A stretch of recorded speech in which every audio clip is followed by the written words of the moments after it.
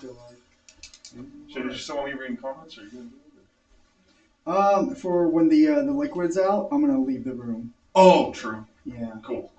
No problem. I just want to make sure I do my part. Cool. Yeah, my asthma is too strong. It's all good, man. I think we're live. I don't know if the audio is working. I mean, I got it pulled over here. It hadn't kicked in yet. It still says 3 minutes, 20-something seconds. Okay. Oh, now we are. We are? Good afternoon, guys. We're just getting started. Going to give you guys a few minutes to jump in, let everybody join.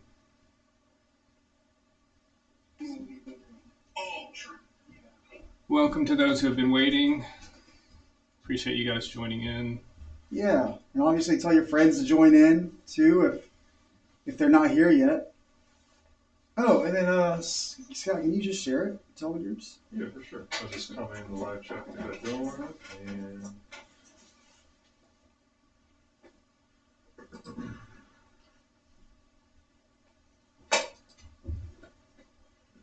But yeah, we'll probably start the actual starting of the teardown at probably like 3:03, 3:04. We do have a full device. We'll keep it power on for just demonstration purposes only, but we'll show you guys that we do not use too much heat to cause damage to the device. Yeah. And then we have a replacement back glass that Brad's already pre-prepped with the IG logo. Yeah.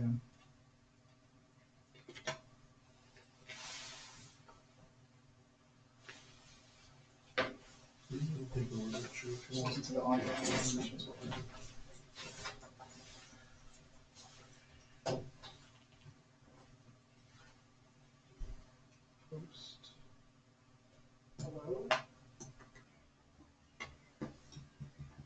So just while we're waiting on some people to join in, just to give you a little backstory on the actual kit. I just seen a preference for the kit based on the necessity of people having trouble either, just financially purchasing the laser or having issues with performing the actual glass removal, even if they were using a laser. My personal preference is not using a laser. I didn't like the results that the laser produced. We have a couple of examples just to show, like, this is a device that was done with a laser. My personal preference is to just not have all of this residue that I have to clean up afterwards. So what I could tell basically is after using a laser, it's just burning these paint layers. So this is actually just multiple layers of paint that's left over that is sitting on top of the adhesive. So all of this still has to be cleaned and removed afterwards. It was just a lot of work to be done where the laser didn't hit around the edges in different areas. So it's still necessary to use possibly sometimes some heat and some hand tools. Through realizing this, I began to try to find like the right proper hand tools, the right proper blades, the proper temperature to accomplish this without having to use a laser, without causing damage to the device, and creating some really clean results. So there's a couple of examples here. Using this technique, you don't see any of that paint, you don't see any of the adhesive that's left over, you see pretty much clean bare metal. Even all the way around the edges, you can see that we've retained the plastic bezel, which is easily damaged, even by hand tools. But with the technique, we have some personal ideas that we kind of like suggest you use. That way you don't find yourself affecting these materials, specifically the plastic bezel around and the housing. So doing some research and finding the right blades, we found that using some of these BGA type blades, so we're just repurposing what these would normally be used for, is to remove chips off the board. Most of the tools that I tested were just too thick in manner of where they wouldn't kind of like breach that area in between the glass and the housing. So finding these blades and then working with the manufacturers to get some specific designs and specific counts. We have some specific blades for some specific use cases. So once we're able to kind of like tackle that accomplishment, we're able to kind of like build around it and get a small kit for you guys. So the biggest step was getting the right blades. the right shape, the right counts, just because they will be damaged during the actual use of. But we have enough at a decent price point that it's not affecting you guys at the bottom line. So it seems like we got a nice amount of people in here so far. Feel free to chime in. Love your feedback. If you have bought the kit, or you're using the kit, and you have some questions or even some suggestions, would love to hear it. Be glad to answer anything. I'll go through anything that you guys want me to go through more in depth. But basically, we'll just go through the breaking of this glass. This device has not been broken. That glass is intact, so we'll use our glass breaker. We'll indicate where to break the glass. Specifically, even if it's already broken, there's some key areas that you want it to be shattered more, just for ease of removing the glass. We'll do some cleanup and then applying the cold press glue and then applying our new piece of glass. So basically, just to kind of go over, one of the main pieces of the kit is off camera. We have our hot air station to the left, and we have our fume extractor to the right, and then we have our clamp here. So basically, you want to set the device in the clamp face down, and we'll go ahead and use our glass breaker. We chose this glass breaker, the Alright 5. It's not the strongest. It's pretty weak, but that was for a purpose, basically. A lot of the glass breakers that we found and were doing testing was too strong. It was actually penetrating into the metal and causing damage to the housing. So this glass breaker allows us to break the glass, but not enough force to where we're like affecting the housing. There is one question that came up. Someone just asked, they said, are you saying that this is better than the laser? Excellent. No, that's a good question. It's really up to you. There's going to be a lot of factors that are going to be involved as far as like knowing when and where to use the laser. I feel like your normal everyday shop, possibly if you're doing 1-2 glass repairs a week or so, hand tools in this kit is probably going to be your best bet. If you're some type of depot or some type of like wholesaler and you're doing a lot of repairs and you're lining up this and doing this every day, it may make more sense to do a laser. I still feel like the technique and the results that this kit provides are superior to what a laser can do. But it's really up to you in how you kind of like structure your day. There's opportunities for you to still be processing laser jobs while you're still accomplishing other repairs and tasks. This is pretty a straightforward thing. Once you sit down to start this repair, it's pretty straightforward. You'll be attentive to it the entire time. But the results you can kind of just see like next to each other. The laser just doesn't break the barrier of the adhesion where the glass is adhered to the housing. The hand tools in the heat allow the blaze to slip under the glass, and the glue remover, we'll speak on in just a moment, aids in removing and breaking that adhesion, which gives you a cleaner finish, which I think allows for a better flush finish. So it's like I said, it's personal preference. It's really up to you and kind of like how you gauge and handle your business. But I do feel like in some instances this does provide better results, but it may work better for you to do lasers. You can definitely do the back glass repair with a laser 100%. I just find it easier to do it with hand tools. And no, someone hadn't asked this yet on the live, but someone did ask me the other day, what is your viewpoint on doing the phone fully assembled versus like removing the board? Like, I guess like your opinions on that. Yeah, so just for the demonstration, we are doing a fully assembled device that is fully powered on. We'll keep it powered on. I really suggest that you do the repair at your own skill level. If you feel like you're comfortable and experienced enough with the hot air station, then by all means that you can get the job done quickly. If you are using a laser, it just really depends. More along the lines of like I said, what you're trying to accomplish. I just feel like if you're experienced and have skill with the hot air station, the risk isn't there as much. I know that I have to keep a constant motion. I don't keep direct heat at a close centered area for long enough to cause any damage. If you're not that experienced, you may not know those thresholds, and you may be posing a potential risk for yourself by using the hot air station, in an unexperienced manner. But with the temperatures that we set at the airflow that we set for the amount of time that we set, I'm usually, heating like quadrants of the phone, 4 different areas for anywhere between 5 to 15 seconds. So it's really not a lot, long enough time to be causing, major damage to the device. If that answered your question. It did, yes, yeah. Someone chimed in while you were talking about that, just asking if they need to turn off the phone and remove all the small parts, which, like you said, is a preference. Yeah, it's really personal preference. If you're worried about it and, you're concerned that it's possible risk, by all means, take the time for your client to go ahead and, remove those components. If they're removed from the factory, then they're not really a risk. That will cause you to have an instance where you'll be explaining to the customer about, some further damage that has to be rectified. But if you're comfortable, like I said, with your managing of your tools, then by all means, I feel like you can do the device, fully assembled. I don't suggest that you do it while it's fully powered on. But through my testing I have here probably at least 20 to 50 housings that I've removed the glass from.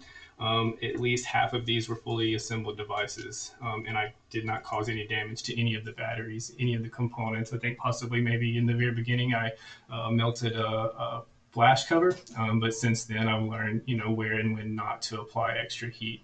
So I'll show you when we get to that area about how to get the glass removed from that area but not melt that plastic.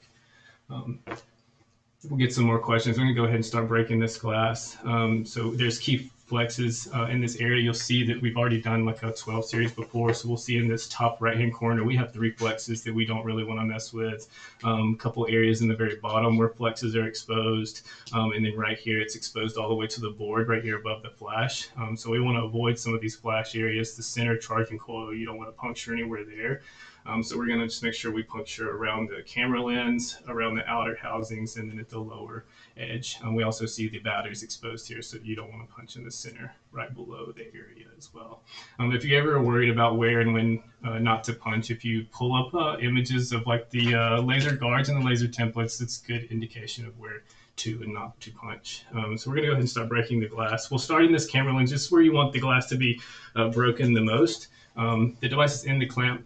You'll twist this knob to secure the device into the clamp.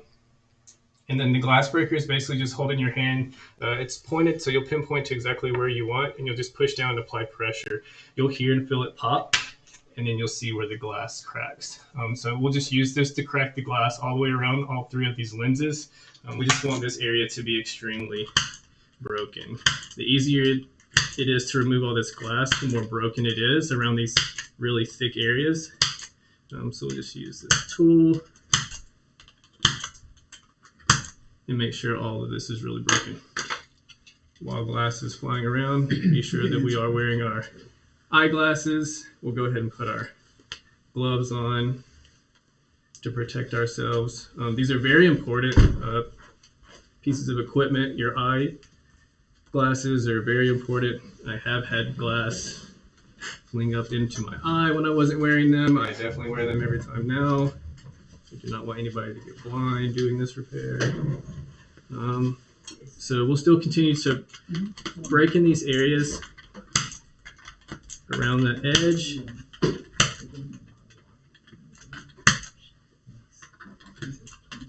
Remember, we have 3 flexes in this area, but I know right up here in the very top, there's nowhere it's risky, and all the way down this edge.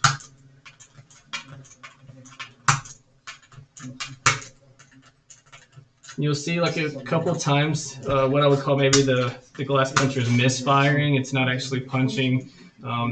It's fine. I would rather it misfire than it punch into the housing. So we want to do a couple more of these key areas. Hey Brad, is there such thing as doing too many punches? I don't think so. I think some people like larger pieces of glass to remove just because they can remove and expose larger areas of the frame at one time. But the smaller the glass, it really doesn't matter. I don't think you can punch too much. I think you can punch too little, but I don't think you can punch too much.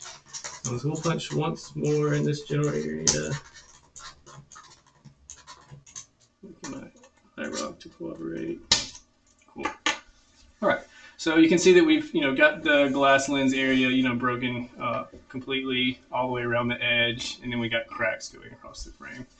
So basically at this point, I'll begin to kind of get some hand tools. I'll show you some of these blades. The blades that we're using for the kit are various sizes and shapes of like BGA blades. So one of the first ones is like a wide blade here. This is just used to kind of get under, some of your more wider areas. I wouldn't really use this blade when the glass is really cracked a lot, definitely around the camera lens. It's not as beneficial. I use this for more of like the surface area where it's right under the charge coil and just above. Where your more flat areas are. So basically these hand tools, these blades just slip into the hand tools. Just a quick twist and these loosen up and these blades come in and out. So I'll show you guys. Once we get this twisted, we'll begin to kind of like choose like an area. I usually start in like one of the corners to go ahead and begin to remove some of the glass. I pick an area where there's a lot of like damage or possibly some exposed frame already to create some type of hole, like a starting point. Again, we have different blades. Here, this is a blade that's used for more sturdy areas if you're having an issue with there being a lot of adhesion, a lot of glue underneath the glass, or some of these more narrow areas. So in between the frame and the camera lens, these thinner blades is a good use case to go and get in between all these camera lenses. This specific blade also has a pick. This pick is ideal for getting these glass pieces around the camera lens. The actual camera lens is a lip, and there's glass that sits up under there. So this blade was specifically chosen to use around the camera lens. It's ideal to get the thick pieces of glass up. It's thicker than the gold blade, so it's pretty rigid. And then nice pick on the side is perfect for that area as well. Brad, I just wanted to say real quick. So I know some of those blades are out of stock on our website in the no laser kit, but we should have all of them hopefully the next week back in stock. Yes. Yeah. I know the 2 silver blades, which tends to be what I'm getting some feedback is the most favorite blades out of the 5. I think these 2 blades are in stock as nice. Well. So we'll actually use this blade to go ahead and start probably in this area right here where it's cracked a lot. I'm going to go ahead and use my hot air station. So we keep our hot air station at about 425 and about 50 on the airflow. So we'll just heat in this one area basically for about 20 seconds maximum. I just keep the heat in a constant motion, circular, just don't leave it too close for too long. Anywhere from like 1 to 2 inches away from the housing for a good 10 to 15 seconds. I usually heat the glass before I apply the liquid. And we'll talk about the liquid here in a second when I put this hot air station down. So we'll just get this area heated up for just a moment. We may not have to use the liquid, just begin starting out, but the liquid, like I mentioned before, it's a great aid for releasing the adhesion. So we can see that some of this glass is already just coming right out.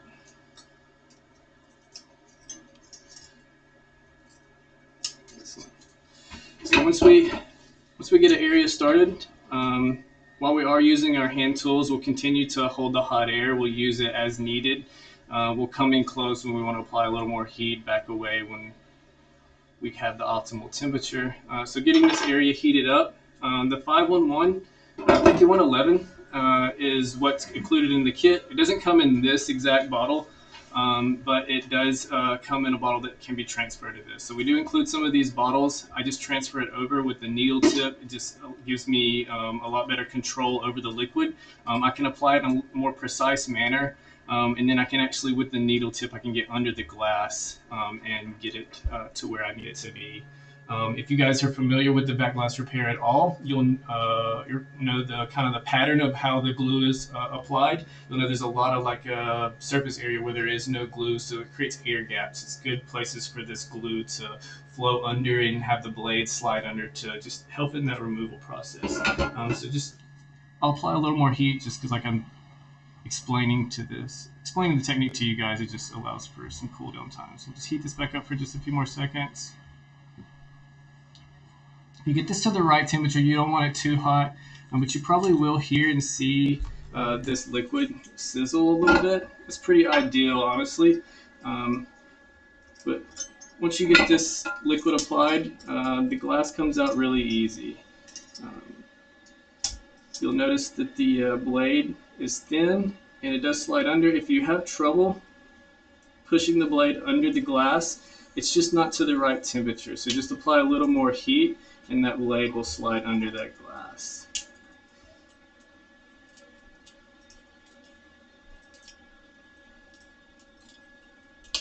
And when I slide under the glass, I try to use like an upward motion to get the glass up. What I've noticed when trying to perfect the technique and build the kit for you guys, that twisting motion from the hand tools is a lot of times what's causing the damage to the housing. So I just try to slide under and lift up for the glass to come loose.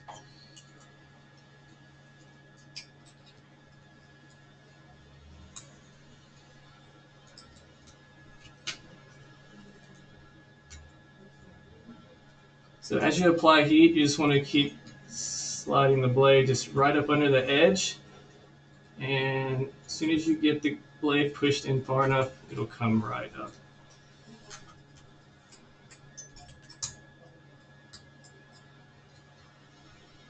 And all this residual adhesive and stuff that's left over, if there is any, we do have a good blade that is really good for cleaning that area up. One of the comments that customers asking for these gloves specifically, do they block heat or is it just for the glass? Both, really. I get a good amount of protection from the heat. I'm allowed to, have the hot air a little closer to my hands at certain times. I don't feel it as, if it was exposed, to my skin. It is more, I guess, for the glass to keep you from cutting yourself, but it does add a lot of protection from the heat. I've noticed that I do get acceptable amount of protection. I'm allowed to kind of like keep my hands down in this area for a little longer than I normally would.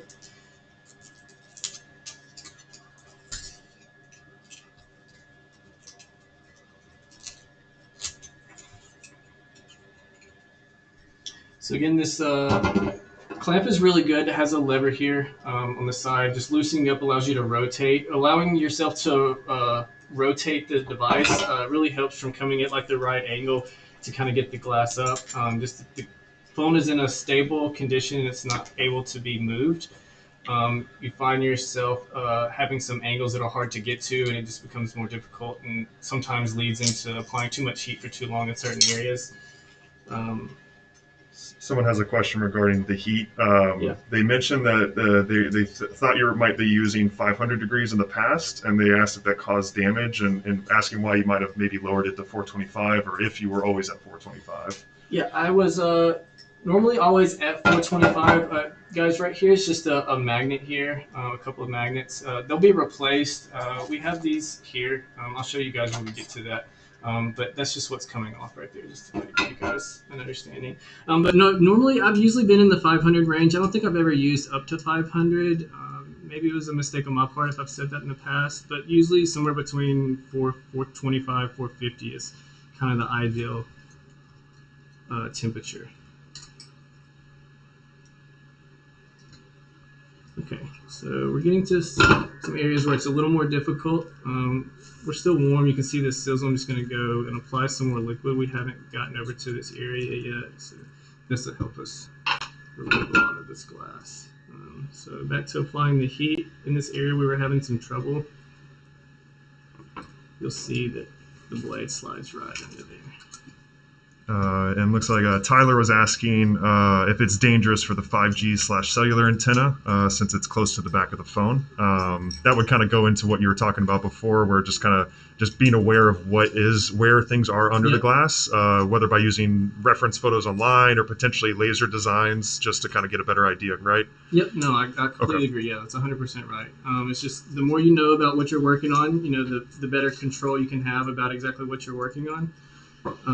Knowing if you're worried about a specific component, antenna, flex, flash, LED, as long as you know where they are, you'll have a better idea about where to apply heat and from what angle to come at and how much pressure you can apply. Just knowing your materials and their thresholds as far as like what you can do with them will really help.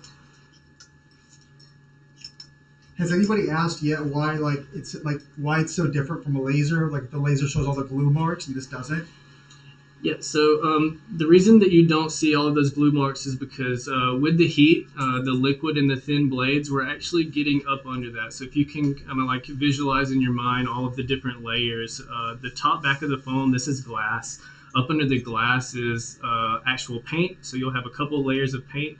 And then you have your layer of adhesion, so that's where you'll get the glue lines, and then you have the housing. So we're breaking that barrier all the way up under the glass, all the way up under the paint, all the way up under the adhesive.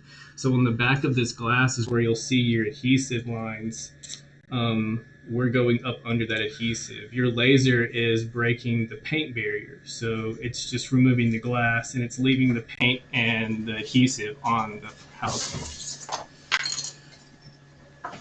So we pretty much got all of the glass in this main bottom area. We're going to finish rotate this frame and finish getting this around the bottom flex area. So you have a couple of flexes that are exposed here. So we just want to stay as close as we can to the actual frame, and that'll help us from damaging that piece. Also, too, you guys wanted to see a newer device be done during the live. I actually find it easier to do the newer devices. They don't have the plastic bezel that's in between the back glass and the housing, which is usually damaged and one of the biggest risk factors while you are doing back glass repair. So I find it easier to do these 12 series just because there's not that plastic bezel. It's a metal bezel. It's part of the actual housing. So it's not as difficult to kind of like move around that housing without any damage being caused. So now we've pretty much gotten all of that down. It's getting a little more difficult. I can tell that I need to apply some liquid. So around here is where there's the charge coil. There's no adhesion there.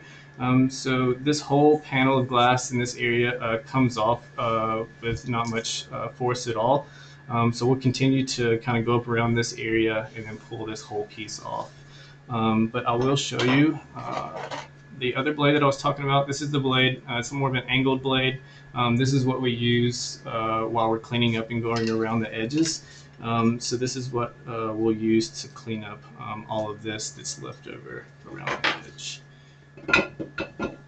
So we'll heat up this top quadrant, for about 10-15 seconds. There's a few flexes in this area as well, so you're not going to need as much heat as you would in other areas.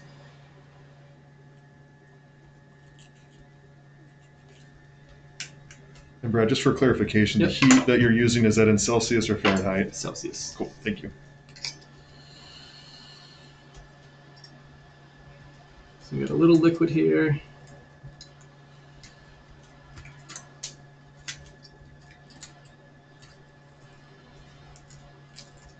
And I'm lifting straight up in this area because, like I said, there's flexes here. They do have black covered stickers that kind of help, protective stickers, but the blades can get into them really easily.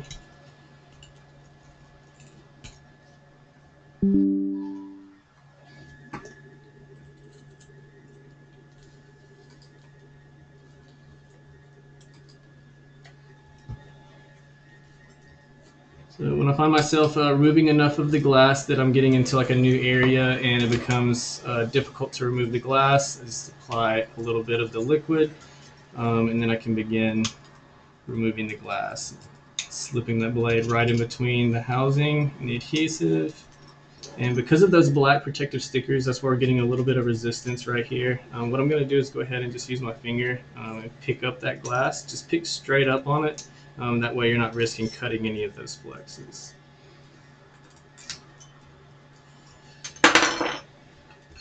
Rotate this.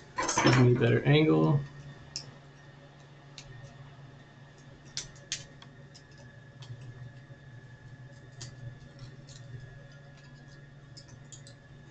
So now that we've got all this removed around the corner, before we get into this camera lens, we're going to go back and remove this other side so we can get the glass off of the charge coil.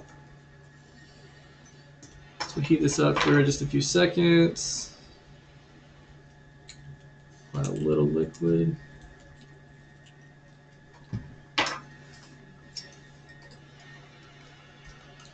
back in with the heat. You really just want to set the edge of the blade right at the edge of the glass, and I usually apply a little downward pressure and it'll slide right up under there.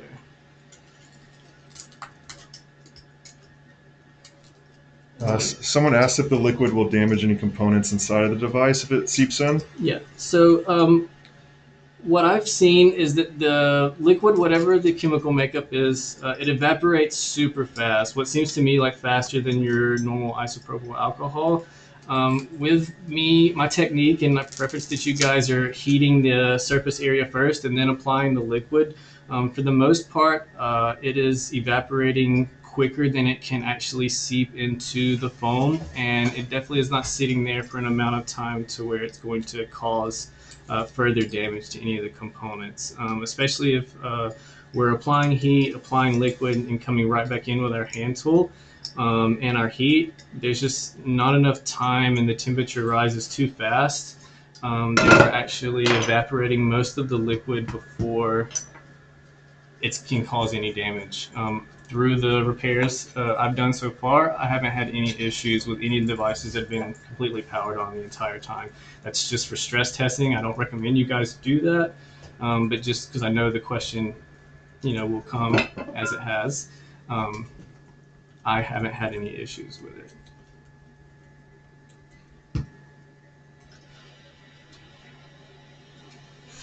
And someone was talking about the heat again because someone had mentioned that they like to stay around like the 260 mark because they're a little concerned about possibly damaging like sandwich boards and stuff. Yes. One thing you had mentioned was how the heat warning essentially it doesn't get triggered even when you're doing this method. Yes. Do you want to touch on that a little bit? Yeah, we can. I have seen the people. If you guys can do the repair and get all this glass removed and everything at that optimal temperature that you speak of, around 260 or so, then by all means.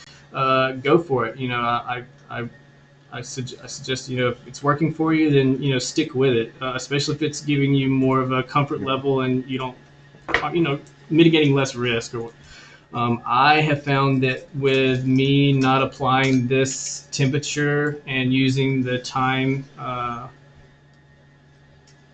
I suggest, so no more than 20 seconds. I just don't think that we're hitting that issue of causing damage to these components, whether it be the 5G Flex or any of the other issues. Any of the other components that you guys are worried about having issues.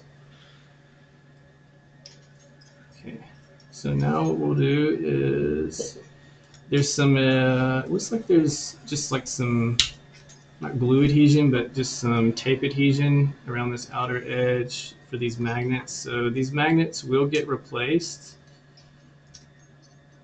I just want to be extremely careful not to cause any damage to this charge coil.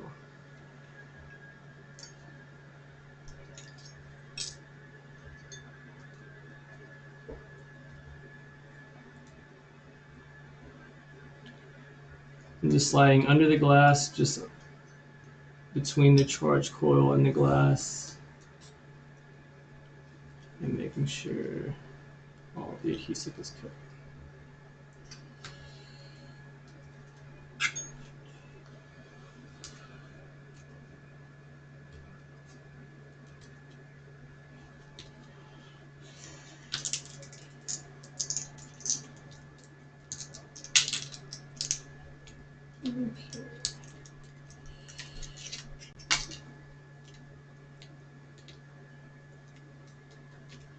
And we also will be replacing the sticker that covers all of these magnets as well.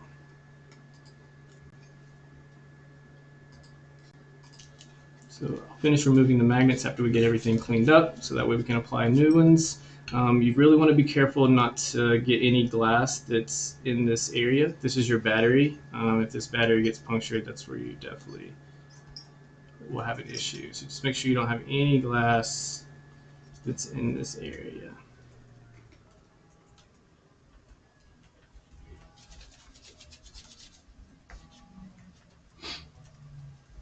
Okay, so now that we have that taken off and uncovered, we're going to probably go ahead and start cleaning up this outer edge of the frame. So that's when we're going to swap over to this other blade. We'll use this blade. It's a flat, it's more of a sharpened blade. So usually what I like to do is I just follow the heat gun with the blade, and then apply a little downward pressure. And so I butt it up against the edge of the frame, and that allows me to just cut this adhesive right out. And someone had asked earlier, we already answered on chat, but the question was, is this method the same across like 8 Plus through like the 12 Pro Max you're doing, which like right now you're on a spot where that would be the difference, right? Is the plastic framing mainly? Yeah, 100%. So you would still utilize the same technique because you still have to clean up that edge. You'll alter your technique slightly just based on whatever materials you're working with. So because this one is a metal housing and I don't have any risk of melting or damaging that plastic housing, I can apply a little more like outward force to get as far up under there as I can. But what I'll show you is that where this back plate is spot welded to this outer band, there's some layers here, and you get a lot of buildup for the adhesive, even on the other frames that have the plastic bezels. So it is required that you clean up all of this material. But for the most part, the technique is the same. You'll buy the same kit, use the same tools, regardless of whatever device you're working on. This part of the repair is pretty satisfying. It doesn't require a lot of force. You're just following the heat gun, and the blade just cuts right through this adhesive. You want to be careful in this area not to cut this flex or this flex over here.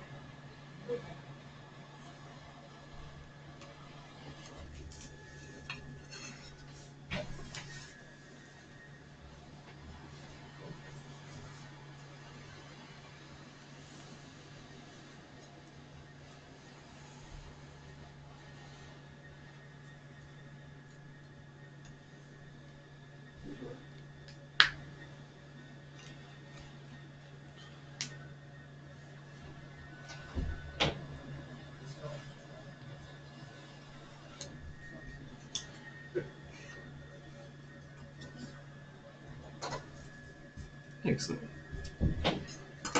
So you can see it just provides us really clean flush finishes. Just getting all this residue out of these areas, out of these corners, that's what's going to give us that really flush, clean looking finish that your customer, is expecting once they get their device back.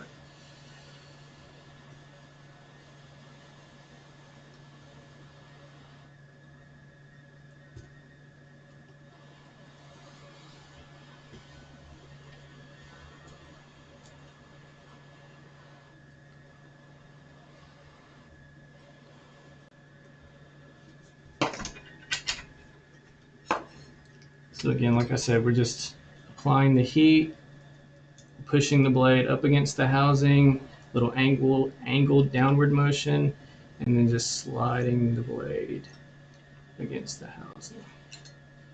And it gets all that residue out.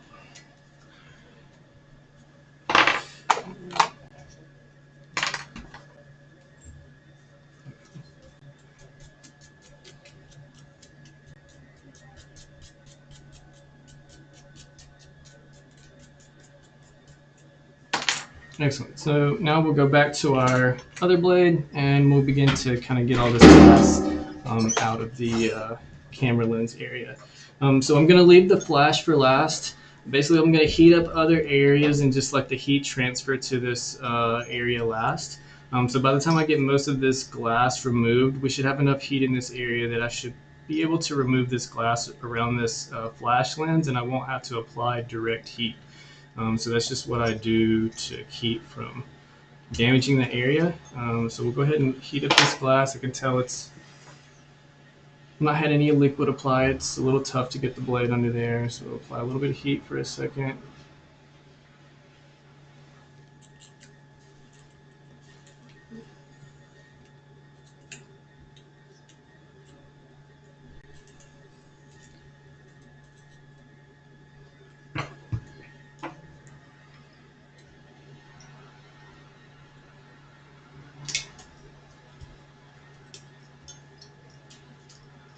I'm just going to come straight up in between the lens. And this piece is still a little big, so we're going to go ahead and break it one more time. Perfect.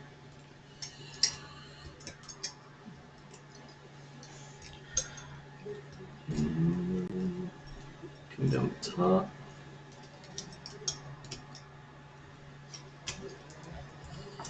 So just go ahead. I was about to say, someone has a question. I don't know if you might know the cause, but he said he was doing. He doesn't specify if he was doing laser or not, but he said he removed the back glass on the iPhone 12 Pro Max.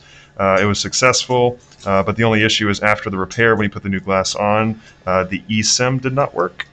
Ooh, that's interesting. And I guess just asking, I don't know if we might know where the mistake might have happened on that, or any thoughts there. I honestly, I don't know. I don't have a whole lot of knowledge on the eSIM. What was he using a laser? Or was he using this kit or hand tools? I'm asking right now. And also which laser, if it is a laser.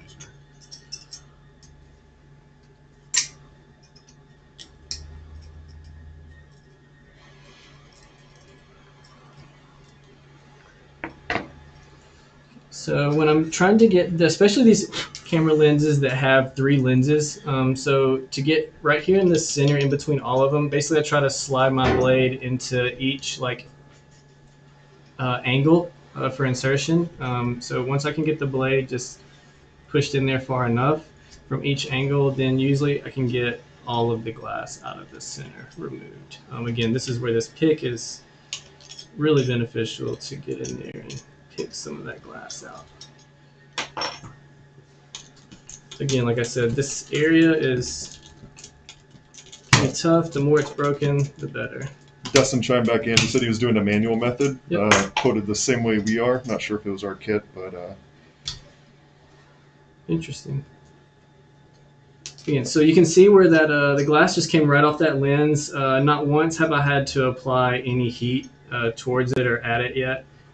sorry, Brad. Do you mind Yep. twisting the phone in the other way because of the logos blocking Oh, the my camera goodness. lenses? Yeah. Oops. Push it. You want to get back to camera? We're just a little delay in the thing. Oh, never mind. I see. Does he need to shift a little bit more? You just make that really small. This? Yeah. Oh, look, I can see what I'm seeing. Yeah, we just make the logo That's smaller. solid right there. 100% regard. Yeah. Perfect. Thank you, Brad. Smaller. Okay. So basically, just a lot of people are having trouble with this area. So just heating and allowing the heat to transfer and removing the glass working towards the camera lens. Like I said, once I get to this area, that glass just comes right off. I never even have to apply heat there.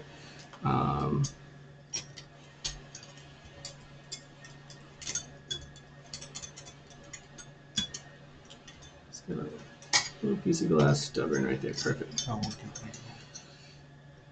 There you go. All right,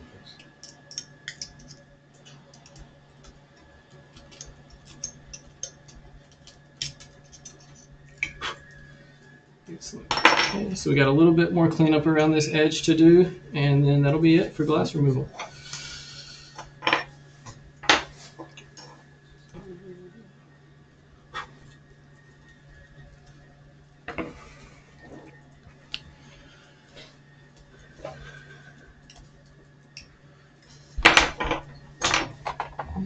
I'm gonna swap over to, I have a narrow gold blade here, comes in the kit. So this one's the square tip.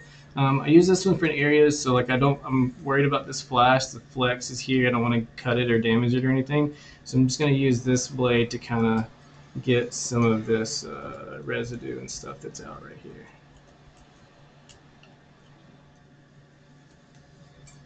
Just like that.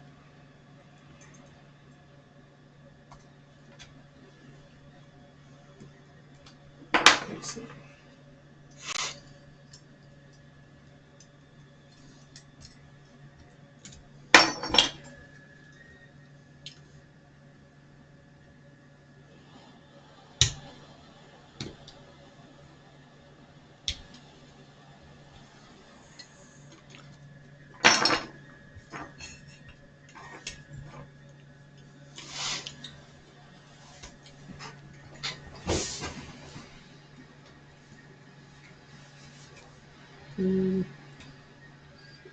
Get this adhesive. It's built up right here in the housing.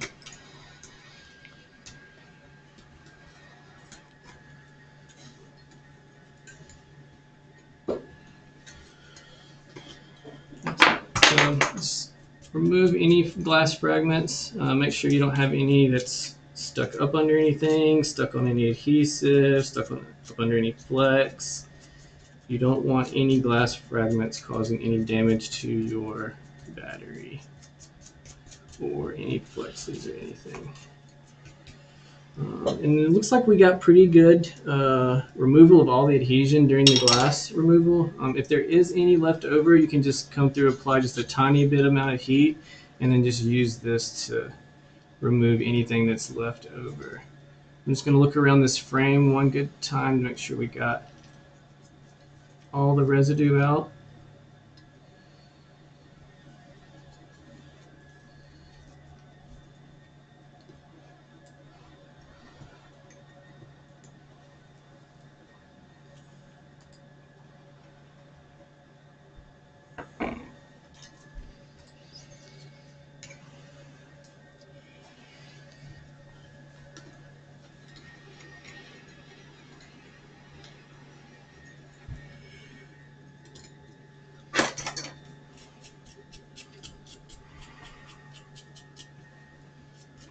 Excellent. So what we'll do now is we'll go ahead and remove these magnets so that way we can apply new magnets and go ahead and get the new glass applied. Brad, the tip you're using on the hot air station, is that the one that comes with it? Yes, yeah, and there is multiple ones. You can use angle ones. This isn't the smallest tip and this isn't the widest tip. It's kind of like in the middle. This is the one I prefer.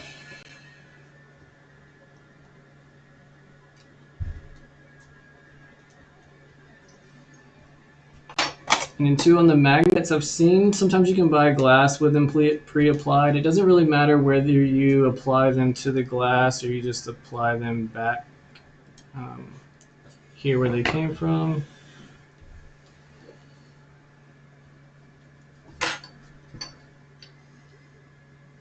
And also too, if you guys are familiar but haven't done the 12 series, the 12 series has this extra band. It does come loose like every time.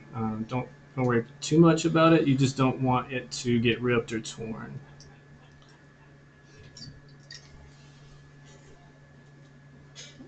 Two more magnets.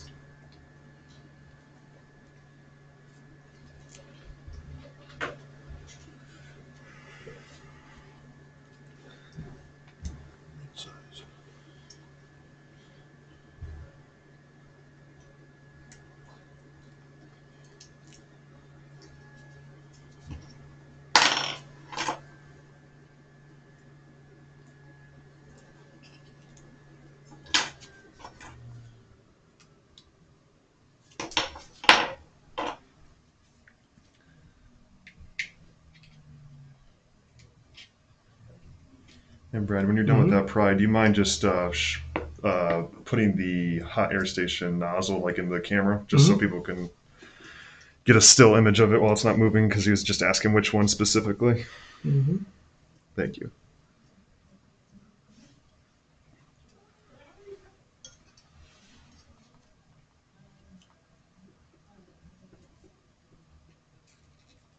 Garrick is asking why you're removing the magnets.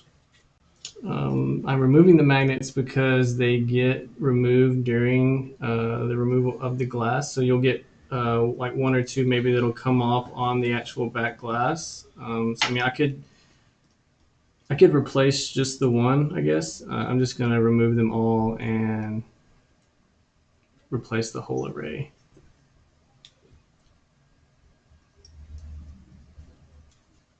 Should have got no glass in my battery. Terrible.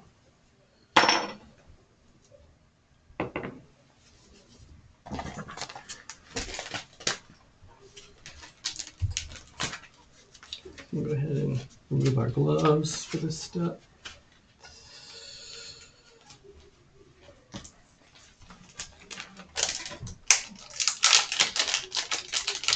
So in your packaging, you'll get tube magnets. You'll get the two that go here. They'll just have different layers of plastic coverings. So basically, you want to remove everything, but leaving the black exposed. And then this is going to adhere right there. So it's going to stick to the back of the battery that's exposed, and then when you pull this protective covering off, it's just going to put you new batteries right there. And here, same thing. You'll have a cutout here that is for the solder joints, and then we will just align them properly.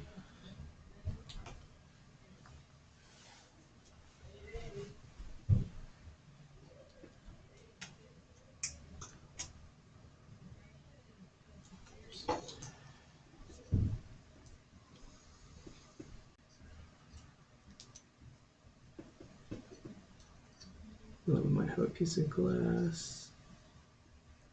Yep. On our battery.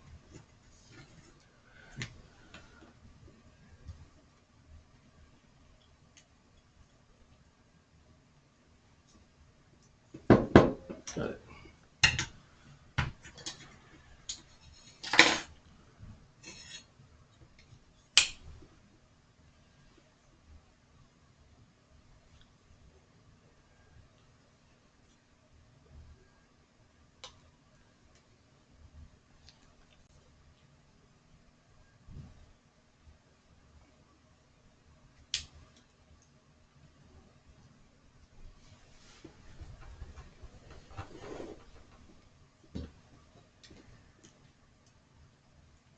You want your batteries to align flush just like they did before.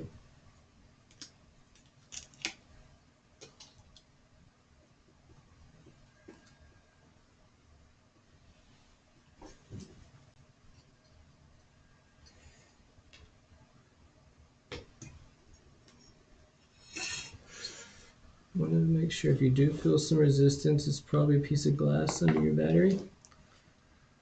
So be careful.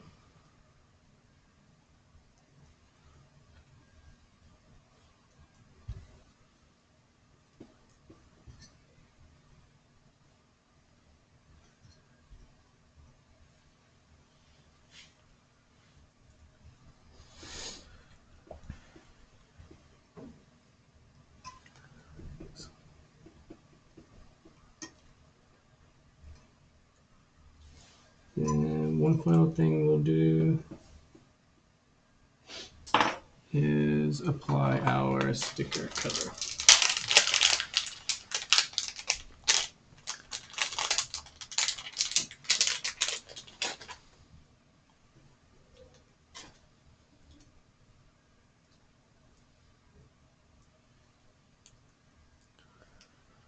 So you'll pull out this center square.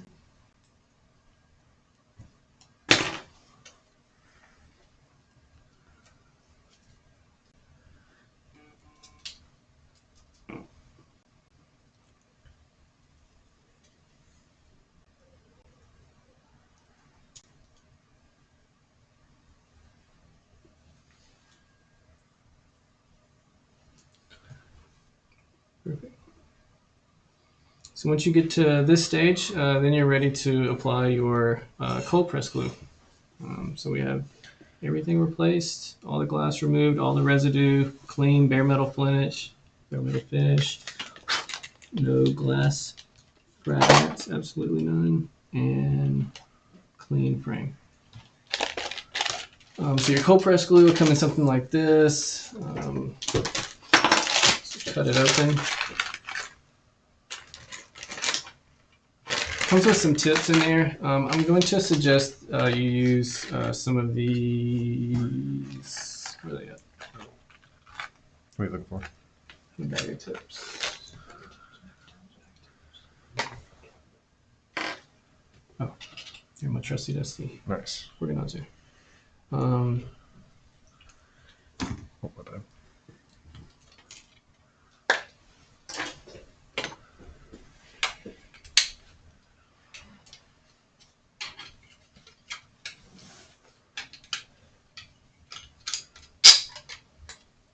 And I know we have 3 types of cold press glue. Is this your preference using the clear type? Yeah, I think so. I haven't really learned exactly the use case for each color and which one is the most beneficial for what. Um, any insight? For the most part, from everything I've found out, you just kind of match it to whatever back glass you're using, just in case it bleeds through. But it's not a common thing. Yeah, I have heard the black adhesive not working well on white phones. So just like Kevin said, you're just it going to can bleed remove through. your orange cap. The back end's going to slide in. It's going to lock in. You're going to remove the twisty cap. Don't lose this. You'll want to seal it up afterwards. And then this is just basically like a disposable tip. So it twists onto the end. As you squeeze the handle, you'll feel it tighten up. Once you get it tight, be ready to apply it. So basically, it's a couple of like key areas you want to do around each camera lens, and you want to do around the charge coil, and then you want to do a heavy band around the outer edge, and then we'll just do like a swirl pattern. So what I usually try to start to do is I try to start around the camera lens, and then leaving this free floating during this process is ideal. So if you just spin this, you just want a nice bead around each edge of the camera lens. Can't see at the moment. We could adjust the main cam. There we go.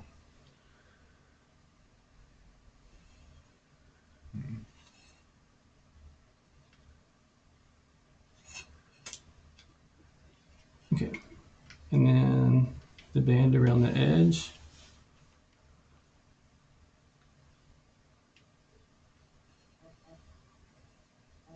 Maybe just adjust the main camera so it's like it shows the wiring up, so I lift it up again.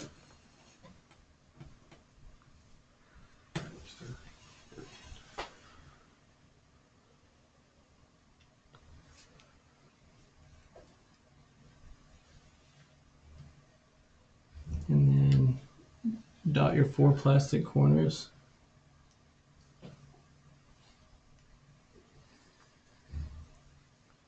You want to just swirl over your surface area, similar to something that OEM had.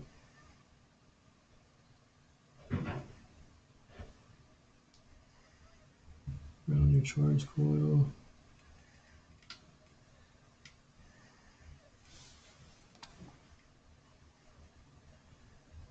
You don't want to do it over any flexes or any non-bag housing surface.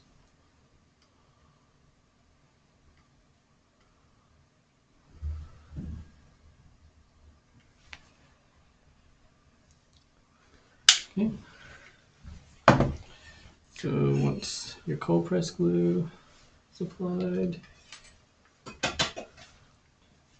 take your piece of glass. Oh, and then did you already tell them about the big hole glass versus the small hole glass? Oh yeah, so that's something we can talk about. So this is big hole glass. Small hole glass, I don't really know how that's utilized. The reason is the camera bracket is spot welded to the housing, and then especially on these newer devices, they have camera rings that are around the camera lens. And it's just impossible to get all that disassembled and reassembled in any type of manner you'd want to hand it back to your customer. So what's been created is big hole. These big hole allow the holes in the camera lens to slip over the lens or over the ring, whatever model you're working on. This just allows you to finish the repair without breaking the device any further.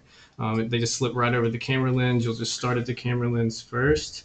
Orient it over those holes, and then just push it flush down. You'll see that because of the job we did, it sits in there just flush as you could possibly want it to. So just apply some pressure, and then what we're going to do is put some alcohol just to get any of this excess that is coming out of the edges. Once we get it pressed and cleaned up, we'll put it in the clamps.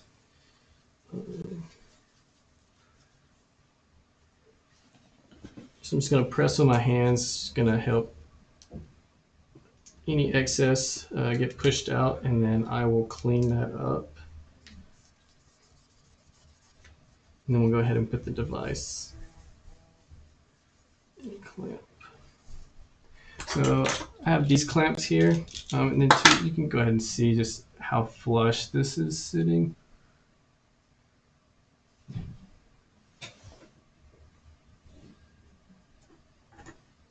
It is super flush. Super clean job. So these, I just put them on like 4 corners. If I have extras, I'll put them in the middle. But these just apply some constant pressure to the device, so you can go work on some other things. Preference that you guys clamp these for at least an hour or so, just to allow this cold press glue to cure.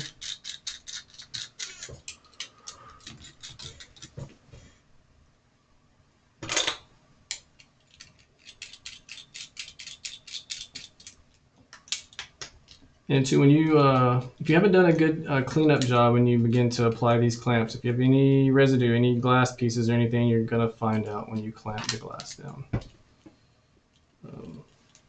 You will crack something or break something or puncture the battery.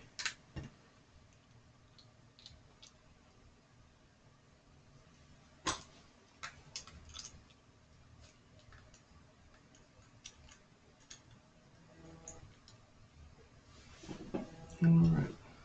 So now that we have the device clamped well,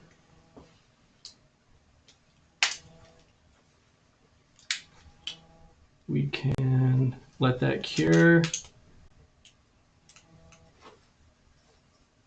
for just a few moments. While I see if there's any questions to be answered, and then in a few moments we'll check and just make sure that everything is working properly. Let's keep I was going to say, just keep it in the center so you can see it. And obviously we didn't operate the device. Nope. Brad did a really clean job. Yep, still working. Cameras. Front, back. Yeah, and I can't stress to you how many housings Brad has done like this. A ton of work was put into this. Just hundreds of housings, honestly, we've repaired while building out this kit. We've done tons of housing. Yeah. It's a quick handful. But yeah, so I'd love to answer you guys' questions if you have any questions. If you have any suggestions, if you think I did something wrong, if you think I could do something better, if you're having a difficulty with any certain step, feel free to reach out. I'll read through the comments for a moment just to make sure I haven't missed anybody's question or concern. I hope you guys enjoyed the time we spent together here today. I hope you learned something. I hope you have now sold on the kit. If you were skeptical, go buy it. It's on our website, educators.com. Just let me know, guys, if you have any other concerns, feedback, tips. How's your day going? How's your shop going?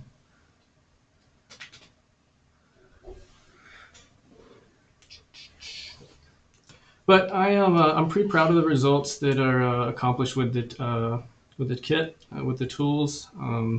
I think it's just a lot cleaner, easier job than utilizing a laser. I would just rather sit here with my hand tools and my hot air station than have to like set up, calibrate a laser, get proper templates, edit, customize, modify templates.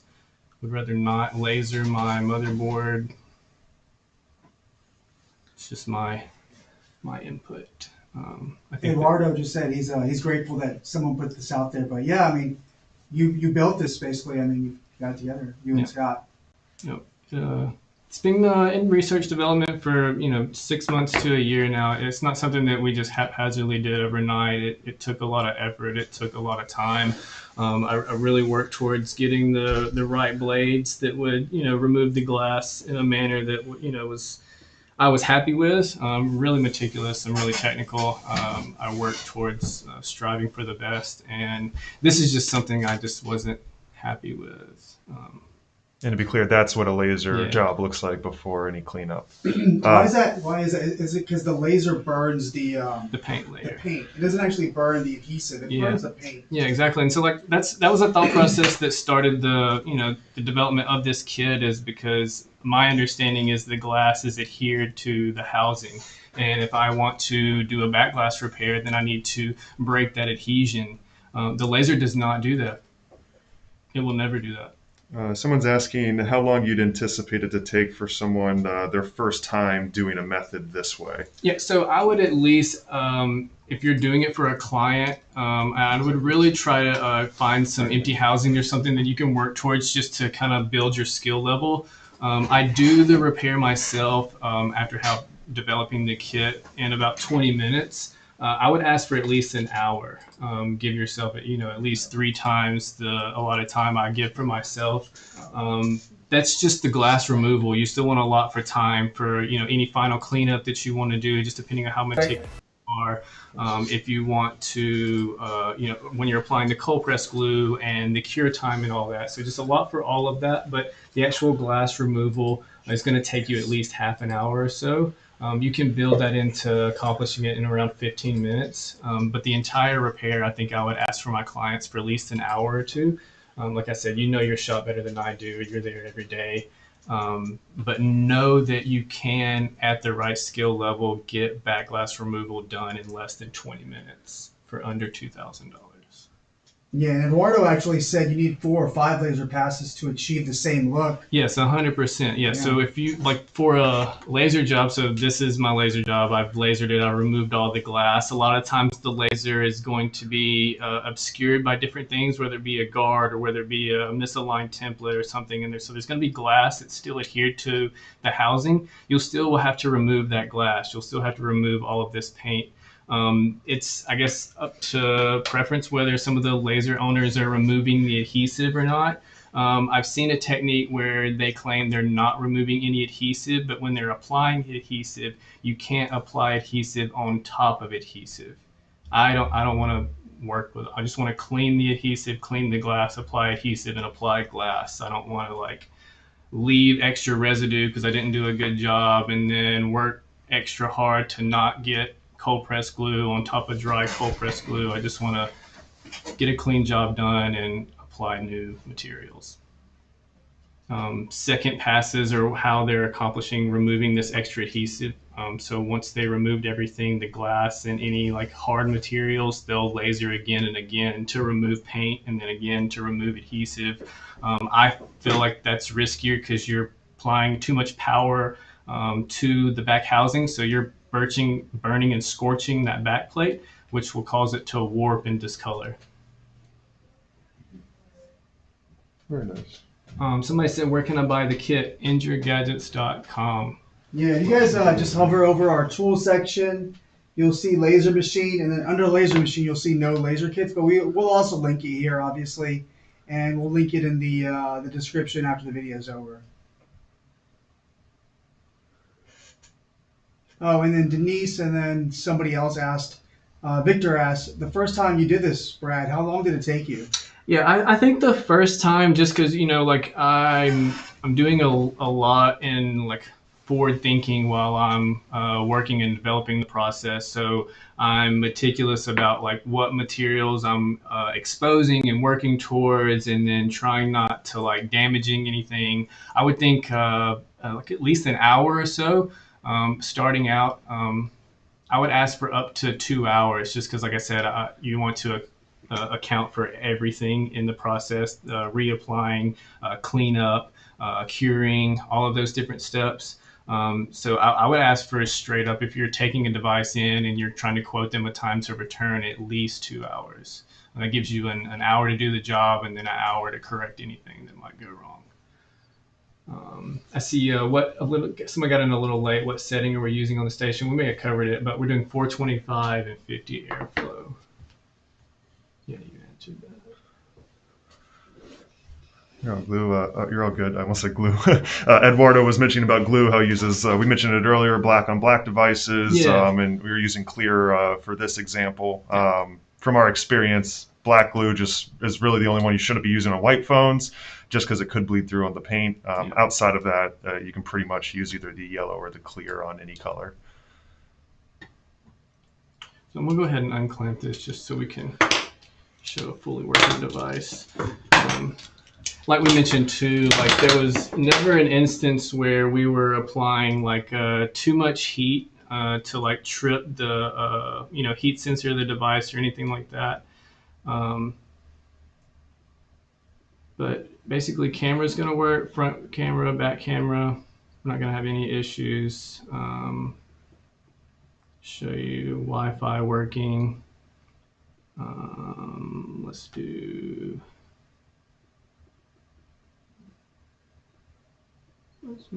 Oh, this is an interesting question. Ryan said, Loudspeaker. so after let's say you replaced it, let's say it breaks again in the future, is it easier, do you think, with the new CPG glue, or is it harder than the original? Yeah, I think we're going to be about the same, if not easier. So this is, an original type of cold press glue. I don't know if this is exact chemical makeup that what your manufacturer is using, but it's something similar enough that where I would at least give myself the same amount of time until I've possibly even come back and remove this glass for you guys to give you guys an answer. I would think that it would be at least strong. You possibly could removing the glass a little easier. Just depending on your technique and how much glue you use and how long you use to cure it and everything. I think all that's a mitigating factor about exactly, to quote you sometimes. I don't think it's going to be anywhere drastic to where this is just going to fall off. It's nowhere near, or I'm going to need a chisel thereafter because it's so much stronger, which we did do some testing with a chisel, an automatic electric chisel. It was not the proper tool. No. Yeah, it beat up the frame pretty bad, right? I actually think I have it here.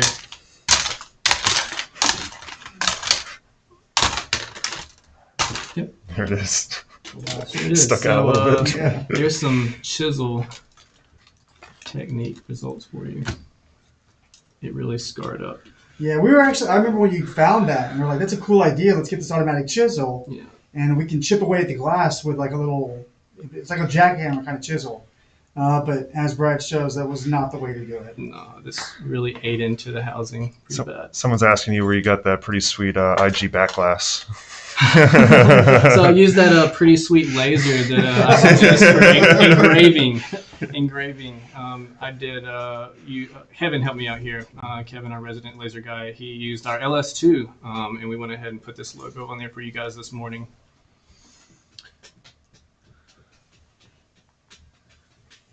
This is actually our no logo back glass. I actually think it's pretty interesting to allow myself to just purchase like no logo back glass. This allows me an opportunity to do some customization like this for your customers, whether they want their initials or their boyfriend's face or whatever there might be. You do have the opportunity here to do some pretty unique customization for your clients as well. Yeah. Yeah, no, lasers definitely have their place, and I mean, they're definitely not as clean as this method. But as a side note, IG may drop a laser under $1,000 in 3 months. Maybe not.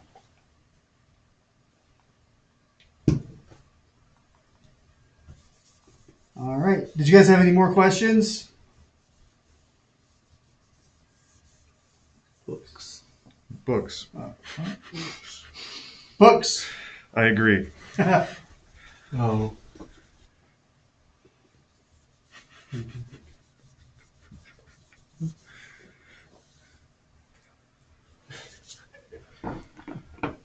All right, cool. Excellent. All right. Well, looks like you guys are satisfied with everything. We're still here if you have any questions. If you happen to by chance catch this footage after it's gone live, feel free to contact us over the phone, by email. We'll be glad to still answer any questions. Leave a comment. We'll still monitor that and help you out. Yes, Eduardo, I have seen people use Kapton tapes over the flash. By all means, that's a good technique. If you're applying heat directly over that flash, some Kapton tape might help you there. It's just my technique. I know that risk is there, so I try to avoid it altogether. I do that by, like I said, just applying heat around that general area and just letting some heat transfer over to directly around that flash. That way I don't point heat directly at it. That way I don't ever have a problem with that issue.